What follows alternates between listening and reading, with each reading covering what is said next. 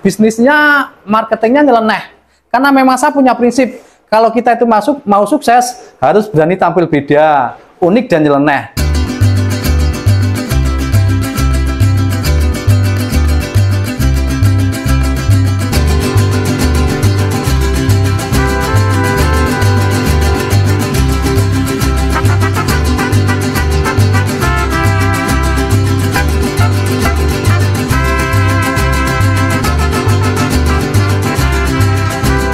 Saya Winarno, saya perajin tegel klasik dari Magelang.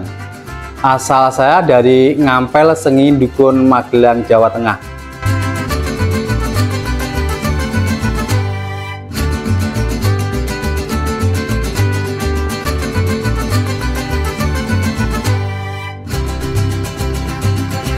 Usaha tegel saya itu udah lama ya, sudah sekitar 15 tahunan yang lalu ya. Cuma dulu awal-awal kan saya sambil dengan kerjaan yang lain, jadi saya masih posisi kerja di perusahaan sambil bisnis tegel.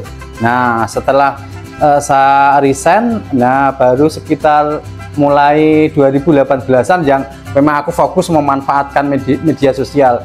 Jadi orang tahunya cuma akhir-akhir ini. Kalau aku latar belakangnya malah macam-macam ya, karena sebenarnya saya itu awal-awalnya itu malah dari basicnya dari fotografer ya, terus aku main juga jasa pengecetan, jasa interior, terus jasa renovasi juga. Nah, dari situ banyak orang yang tanya, klien saya tanya, Pak, sekarang kok cari tegel klasik, tegel kuno itu susah ya? Nah, berawal dari situ terus saya mencoba menambah bisnis tegel. Kalau aku sih belajar karena memang aku punya basic di dunia bangunan ya, jadi saya berawal dari situ. Saya tahu tegel, motif tegel klasik karena aku juga dulu kerja di perusahaan yang berhubungan dengan bangunan, salah satunya kayak granit, keramik, berbagai macam merek itu saya tahu gitu loh.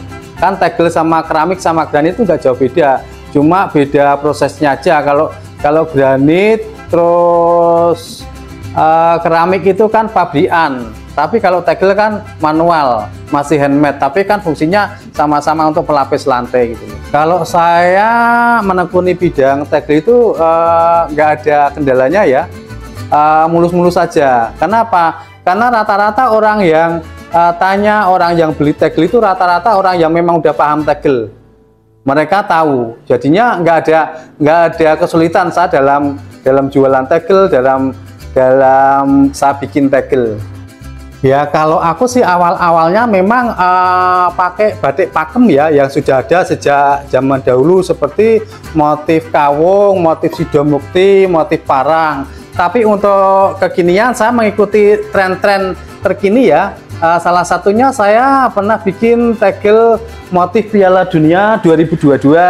Ini saya kan memang memancing atau mengenalkan generasi muda tentang seni tegel. Di samping itu juga aku juga bikin tegel motif corona saat ada pandemi corona ya. Nah, terus akhir-akhir ini kan lagi rame identik dengan pemilu. Saya pun bikin tegel motif partai. Terus yang terkini saya bikin tegel motif sketsa wajah capres. Nah, karena apa? Biar tidak monoton seni tegel kok cuma batik-batik terus ya. Makanya saya selalu inovasi mengikuti tren terkini. Jadinya momen-momen atau isu-isu nasional itu kalau bisa saya aplikasikan dalam karya saya, yaitu tegel klasik. Jadinya motifnya macam-macam.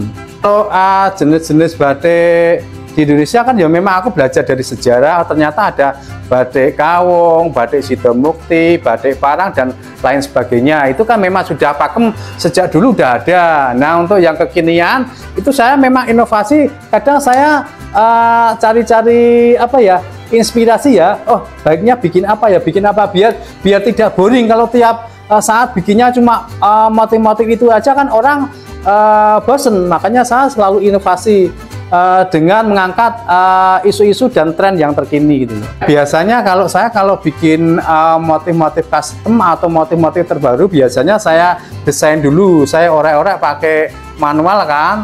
Setelah itu baru diolah di komputer. Nah setelah itu dari komputer itu nanti dibikin molding. Molding itu sketsa yang tadi dari desain sudah jadi, terus kita copy untuk dijadikan molding. Yang molding itu dari kuningan. Nah itu yang nanti dipakai untuk cetak dalam media semen. Kalau saya sih tujuan utama yaitu mempertahankan khasana budaya kita, karena sebenarnya Indonesia itu kaya dengan budaya, salah satunya budaya tegel motif, dan itu yang mulai ditinggalkan oleh generasi. Maka dari itu saya pengen mempertahankan dengan saya tambahi kreasi-kreasi baru dari saya gitu loh. Kalau keunggulan itu banyak sekali ya, yang jelas ramah lingkungan, pasti itu. Terus lebih tebal dibandingkan dengan pelapis lantai lainnya, lebih tebal. Terus nyaman, karena adem, tidak panas, karena pori-porinya tidak tertutup. Maka cocok pas hawa-hawa panas kayak gini kan, sambil nyantai rebahan di lantai tegel kan jadi anyep, nyaman juga. Di samping itu pilihan motifnya banyak sekali. Sebenarnya perawatan tegel itu sangat mudah ya.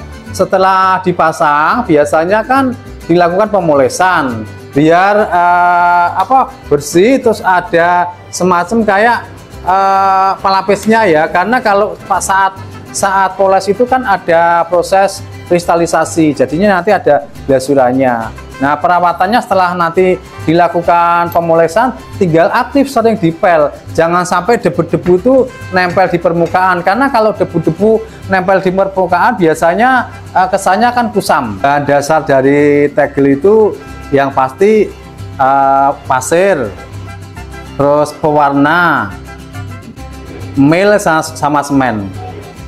Prosesnya ya molding kita taruh pada bagian bawah ya. Setelah itu terus dikasih pewarna untuk membentuk motif-motifnya atau warnanya, itu kasih pewarna. Setelah pewarna terus nanti kasih mil. Mil itu semacam kayak kalsium ya untuk mengikat semennya. Setelah mil baru murni semen. Setelah semen lapisan berikutnya campuran pasir dan semen untuk kakinya, untuk kekuatannya. Nah setelah itu dipres kan, dipres untuk membentuk cetakan, Nah setelah itu kita biarkan selama 2 hari biar hasil cetakan tadi keras. Proses selanjutnya direndam selama kurang lebih 3 hari. Setelah direndam, selanjutnya diangkat dari rendaman sambil di quality control, dibersihin yang masih blur-blur warnanya. Setelah itu nanti kita keringkan beberapa minggu ya, sampai nanti siap didistribusikan ke customer. Alhamdulillah setelah saya memanfaatkan media sosial, konsumen saya itu dari Sabang sampai Merauke ada. Kalau dulu kan cuma dari teman ke teman, terus dari teman-teman pemborong, dari arsitek, cuma seperti itu segmennya. Kalau sekarang udah dari Sabang sampai Merauke, karena yaitu saya memanfaatkan media sosial itu luar biasa efeknya gitu.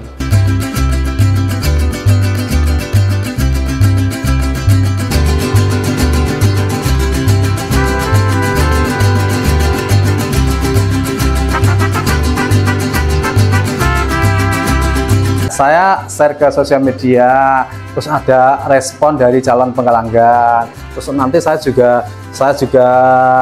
layani satu-satu, dari pemilihan warna, dari penghitungan kebutuhan, atau kalau perlu suruh survei, saya juga datang langsung ke lokasi, saya survei di lapangan langsung. Setelah itu nanti saya hitungkan, saya desainkan juga, baru saya kasihkan ke pembeli dengan volume sekian, butuh tegel polos sekian, bordir sekian, motif sekian, dengan komposisi seperti ini udah tak tunjukin semua.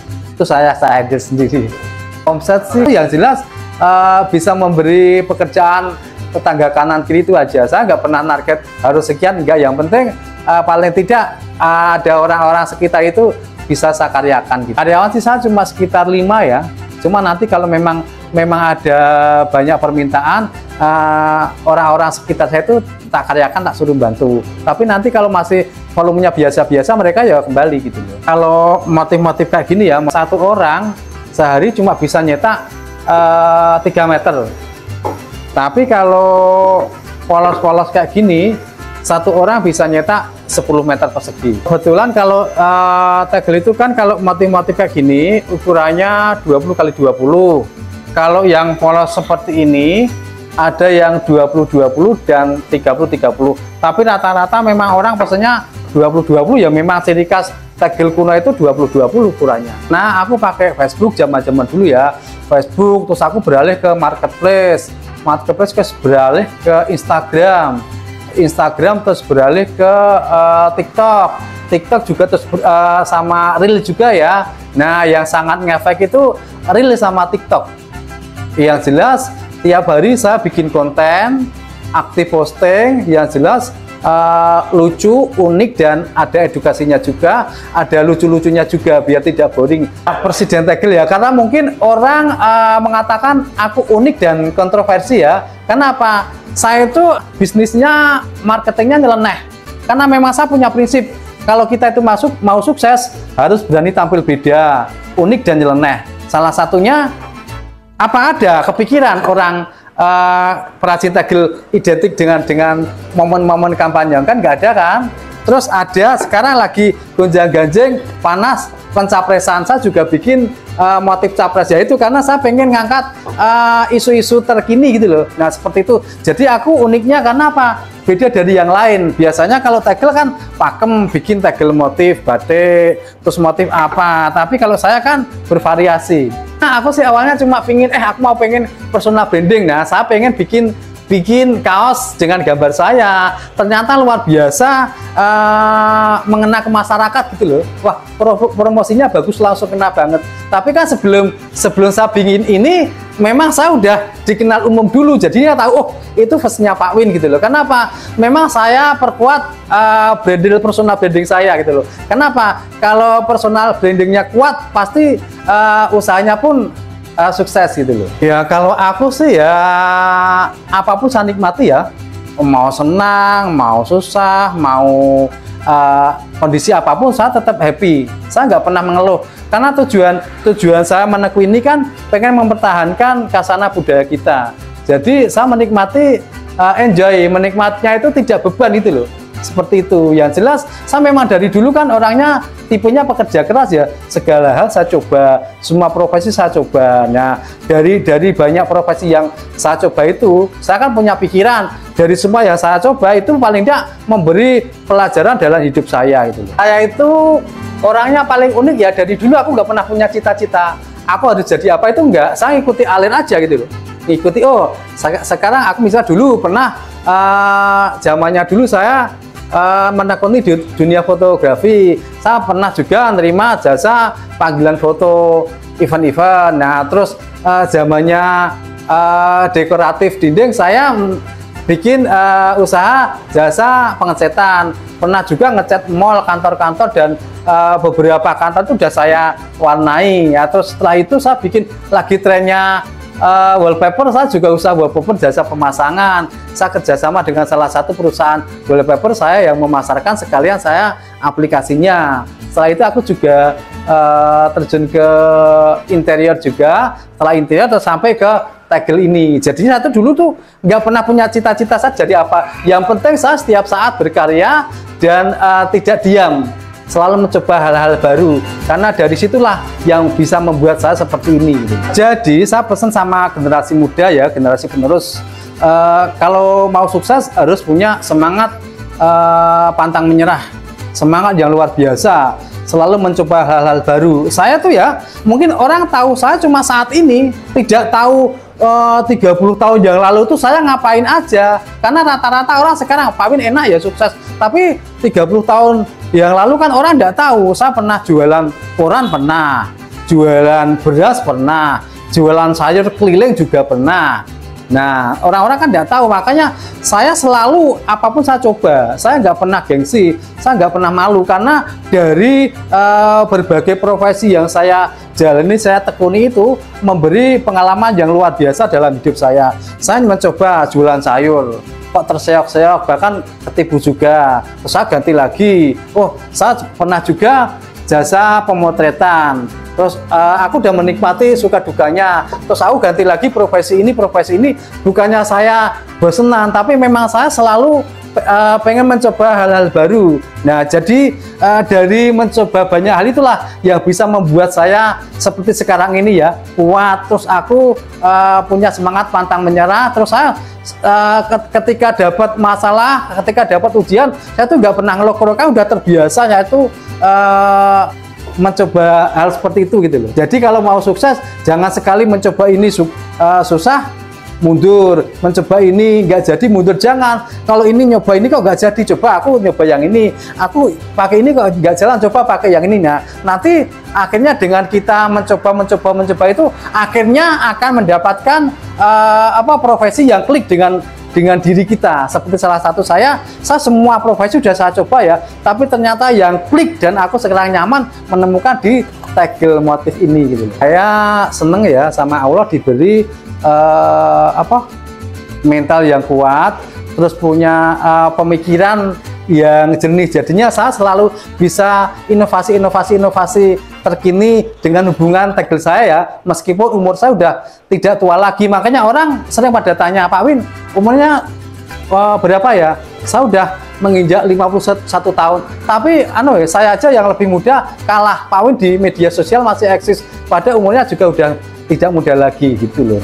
Ya, bagi teman-teman yang pengen bangun rumah klasik, bangun rumah konsep vintage, bisa hubungi saya ya ke 085 60 23 39 782 atau kunjungi Instagram saya win_art_solution atau TikTok saya sama ya win_art_solution. Udah ngirim ke Pekanbaru Riau pernah, terus Palembang, Tarakan Kalimantan, terus Nusa Tenggara Timur, terus NTB, Lombok, Bali, Sulawesi, Makassar, Manado, dan ini aku juga lagi bikin pesanan dari Samarinda sama Bali.